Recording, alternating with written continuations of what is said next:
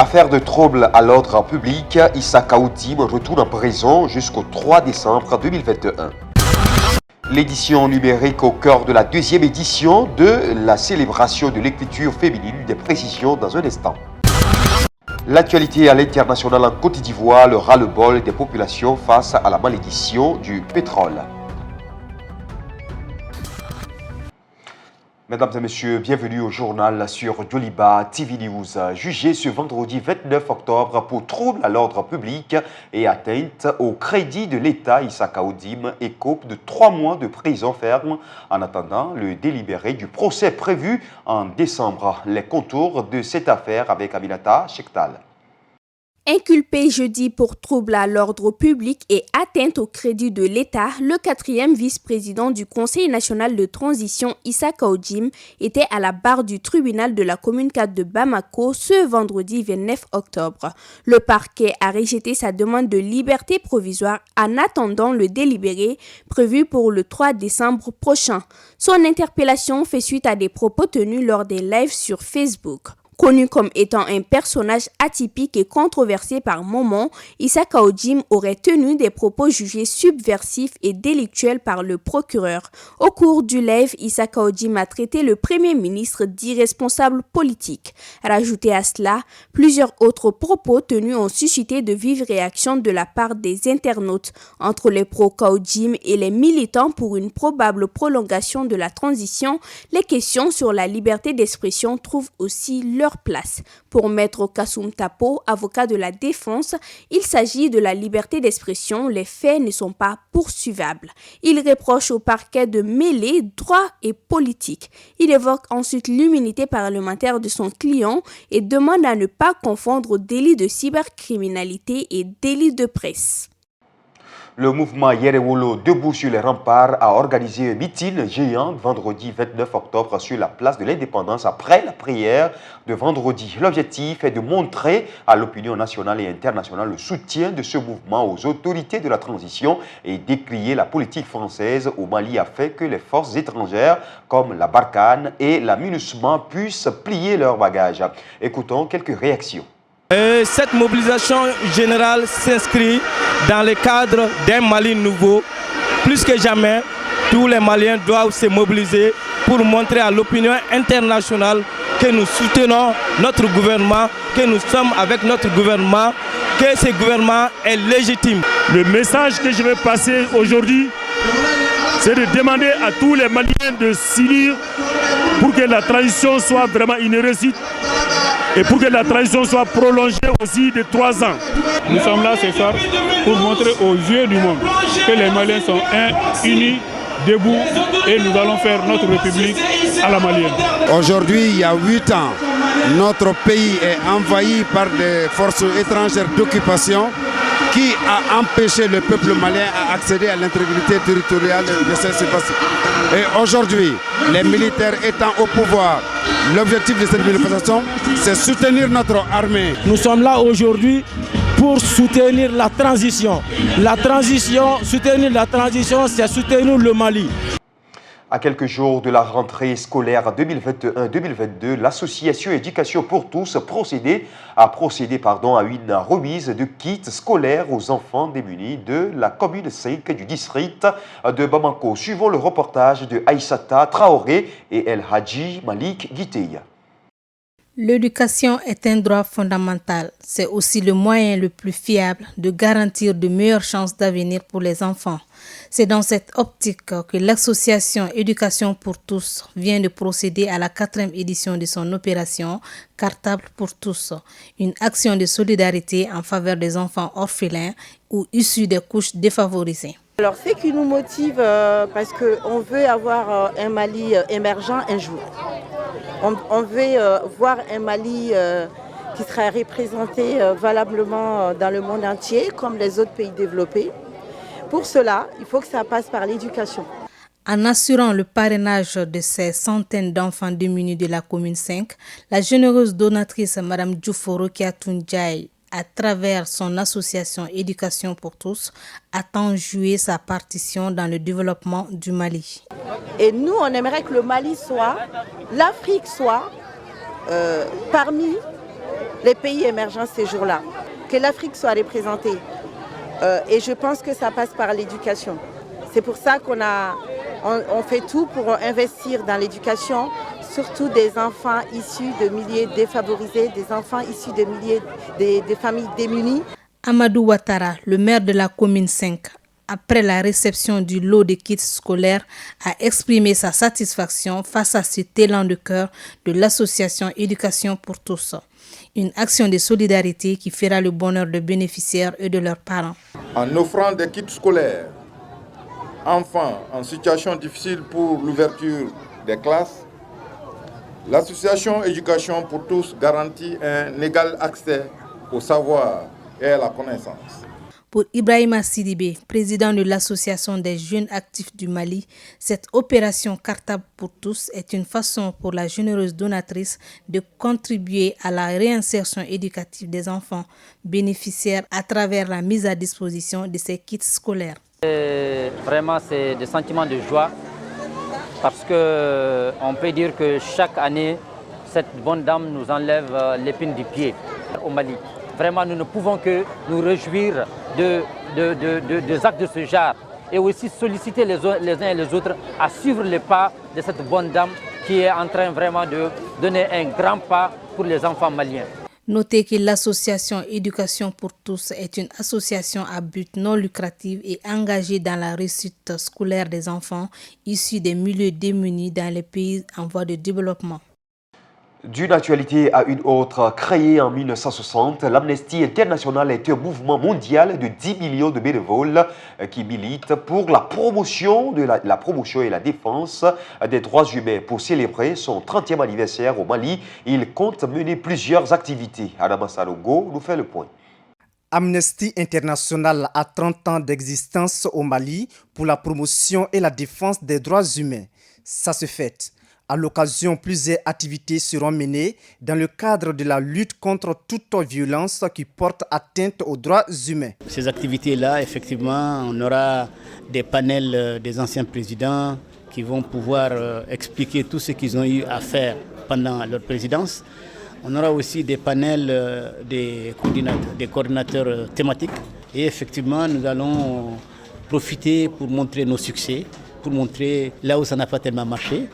Durant ces 30 ans d'existence sur le territoire malien, Amnesty International a contribué à mettre en lumière plusieurs dossiers, notamment l'affaire dite Béret Rouge.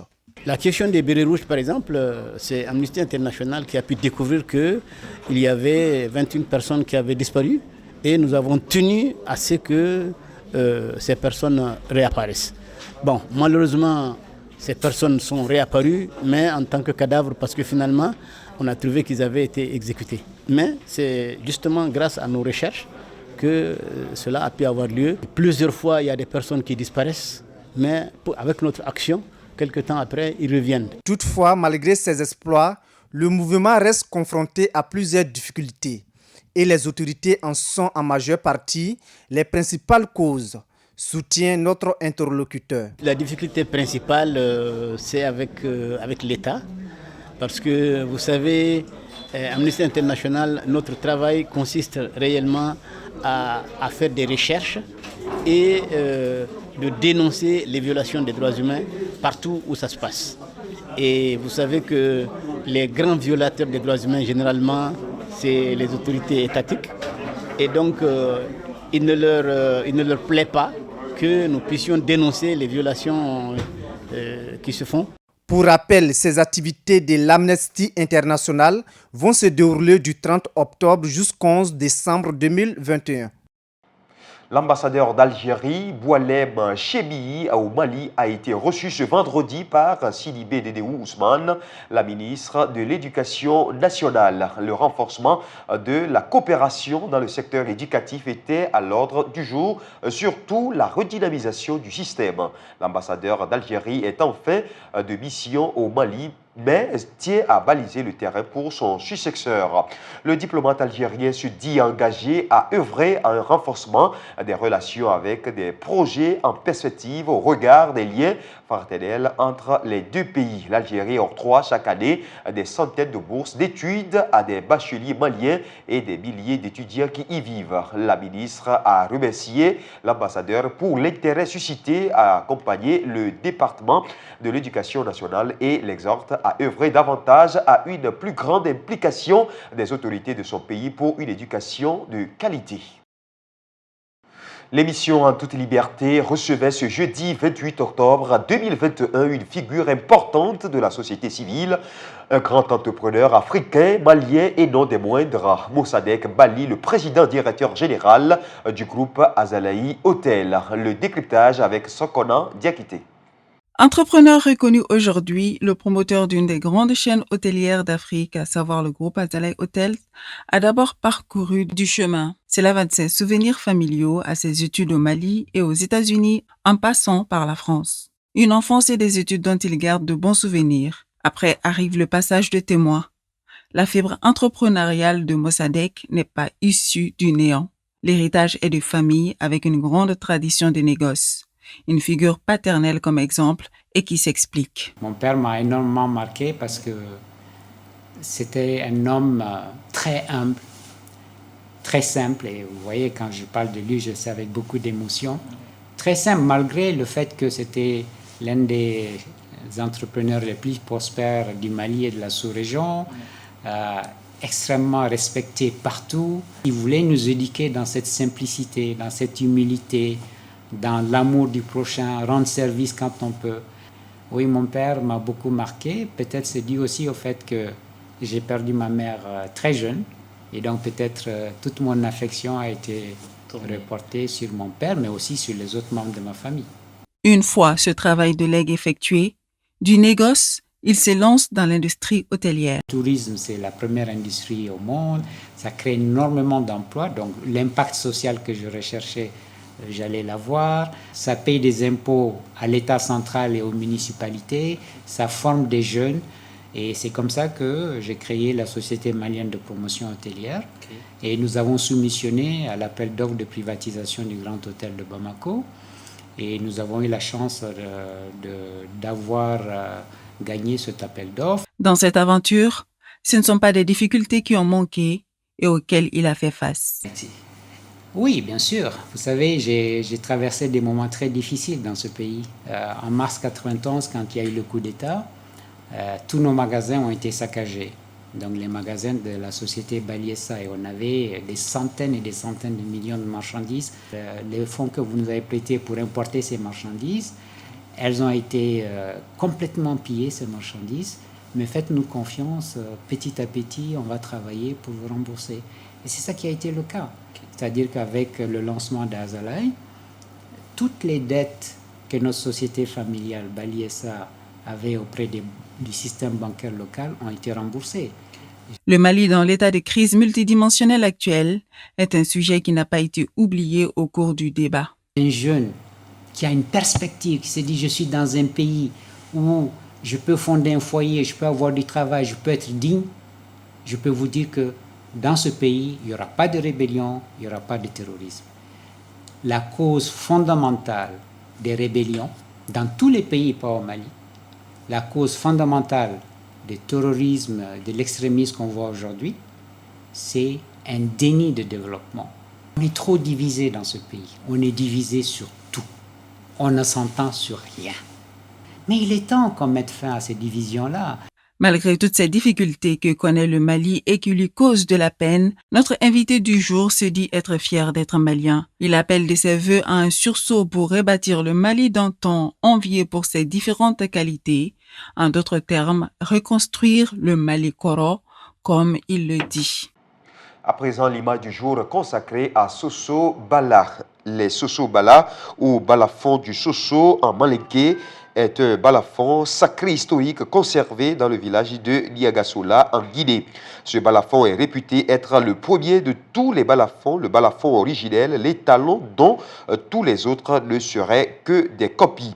D'après l'épopée de Soundiata, transmise par la tradition orale des Mandingues, cet instrument daterait au moins du début du XIIIe siècle et aurait été la propriété de Soumaoro Kanté, roi du Soso. Le souverain l'avait confié à son prisonnier Bala Faseke, envoyé de Soundiata Keita. Cette délégation malencontreuse de l'instrument magique allait faire partie de diverses causes menant à la défaite du roi du Soso face au futur fondateur de l'Empire du Mali. Après la victoire de Kirina, Soundiata attribua l'instrument et en laissant la garde à son griot Bala Faseke Kouyaté. L'emplacement de ce balafon a changé au cours des temps, étant régulièrement déplacé entre les actuels Mali et Guinée. Il se trouve aujourd'hui en Guinée, dans le village de Niagasola, à proximité de la frontière entre les deux pays. Il y est conservé par les descendants de Bala Faseke Kouyaté dans une case sacrée. Une cérémonie a lieu tous les ans avec ce balafon. Ce balafon est composé de 20 lamelles dont la largeur est comprise entre 45 et 75 cm. En 2001, l'UNESCO a proclamé parmi les chefs-d'œuvre du patrimoine oral et immatériel de l'humanité l'espace culturel de Soso-Bala, incluant l'instrument et les traditions orales et musicales qui y sont liées. En 2008, il a été inscrit sur la liste représentative du patrimoine culturel immatériel de l'humanité. Suivons à présent l'actualité internationale avec Fanta Diarra. Le village d'Ada, situé à une centaine de kilomètres d'Abidjan, la capitale ivoirienne, est devenue l'épicentre des revendications des différents villages de la région. Ici, les populations sont venues debout contre les entreprises qui exploitent le pétrole et le gaz. Les habitants de la région pétrolifère de Jacquesville se disent marginalisés et souhaitent bénéficier de bénéfices de l'exploitation de l'or noir. Il n'y a rien. Le conseil pétrole-gaz, il n'existe que de nom. Ada, il n'y a pas de collège. Ada, on n'a pas de maternité moderne, on n'a pas de scanner, on n'a rien. Les échographies, mais on vous rend milliardaire. Aidez-nous aussi. C'est une malédiction bien connue dans les pays africains. En Côte d'Ivoire, les habitants de la région pétrolifère de Jacquesville se disent marginalisés et veulent désormais bénéficier des retombées de l'exploitation de l'or noir. Au bout d'une route chaotique et poussiéreuse, le bourg d'Ada, à une centaine de kilomètres à l'ouest d'Abidjan, est devenu le centre des revendications des villages de la région au moment où des ouvriers s'activent à poser un troisième hélioduc qui doit traverser sur plusieurs kilomètres des champs de cocotiers et des villages. Une cinquantaine de personnes réunies sur la place d'Ada sont debout contre la gestion jugée opaque de l'exploitation du pétrole. Le pétrole, depuis que je suis petit, on tue ce pétrole ici, là. On n'a rien gagné, papa. On ne gagne rien. Jusqu'à ce moment, on ne gagne rien, papa. On se sent abandonné. En 2018, la production de pétrole brut a rapporté plus de 500 milliards de francs CFA, soit 762 millions d'euros, selon l'ONG Initiative pour la transparence des industries extractives. Pour le sénateur Francis Bombro, également de la majorité, l'idéal serait que Jacquesville ait un statut spécial, avec un budget spécial d'investissement pour le département. Le directeur général de l'OMS, Tedros Adhanom, le secrétaire général des Nations Unies, Antonio Guterres, le premier ministre espagnol Pedro Sanchez, le premier ministre britannique Boris Johnson, le premier ministre canadien Justin Trudeau et le président français Emmanuel Macron sont accueillis par le chef du gouvernement italien Mario Draghi au sommet du G20 à Rome. Les dirigeants du G20 des plus grandes économies mondiales ont commencé samedi à Rome une réunion de 2 jours dont l'un des enjeux sera de tenter d'arriver à des engagements clairs pour le climat juste avant la COP26 à Glasgow en Écosse.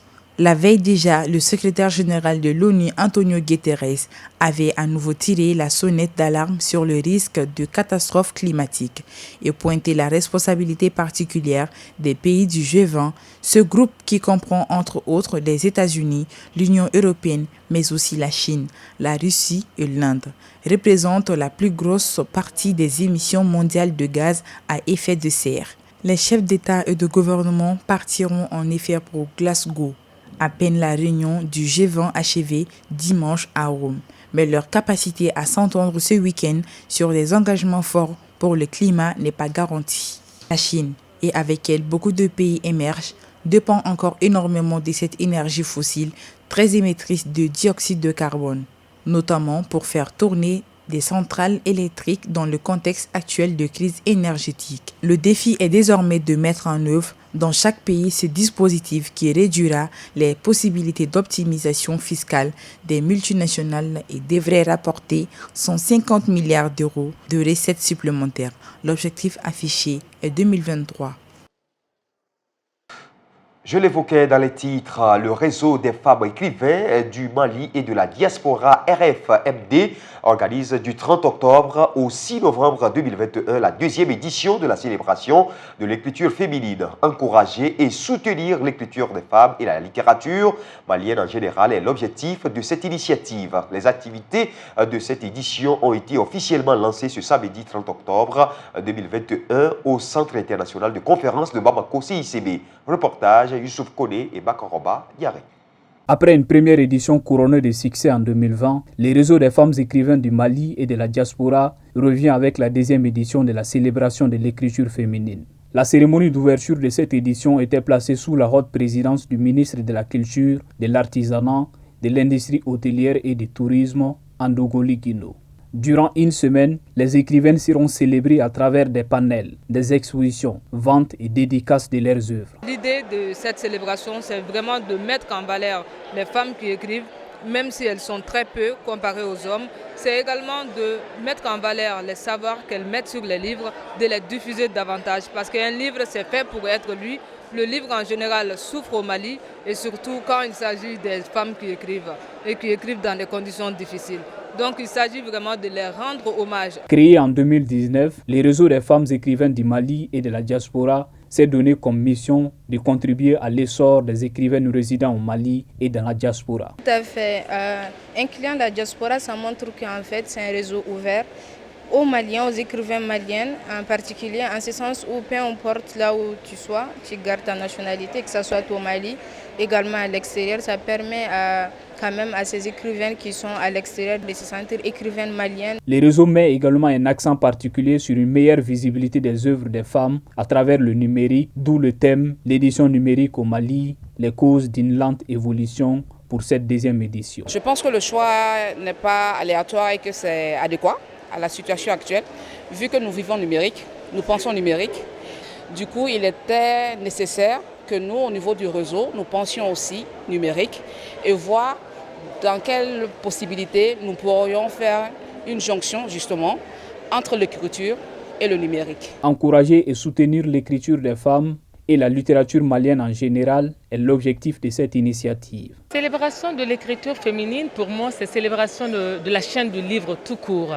La chaîne du livre qui part bien sûr du manuscrit, donc de l'écrivain, jusqu'à la librairie et bien entendu en passant par l'éditeur qui est quand même le maître d'œuvre de tout ça. Donc célébrer vraiment l'écriture, c'est célébrer toute une chaîne. Je pense que c'est une belle initiative. Tout ce qui fête les livres, célèbre les livres, fait de la place pour les livres est bienvenu pour nous, producteurs et productrices d'idées. Parce que vous savez, au Mali, ce qui manque, c'est les espaces de diffusion et de promotion de la pensée écrite. Précision que les activités continueront au CICB. Une conférence sous le thème « Contribution de l'écriture féminine à la consolidation de la paix et la réconciliation nationale » clôturera cette deuxième édition le 6 novembre 2021 à la Bibliothèque nationale du Mali. Mesdames et messieurs, cette édition s'achève ainsi. Merci à vous de l'avoir suivi. Très bonne suite de nos programmes sur Joliba TV News.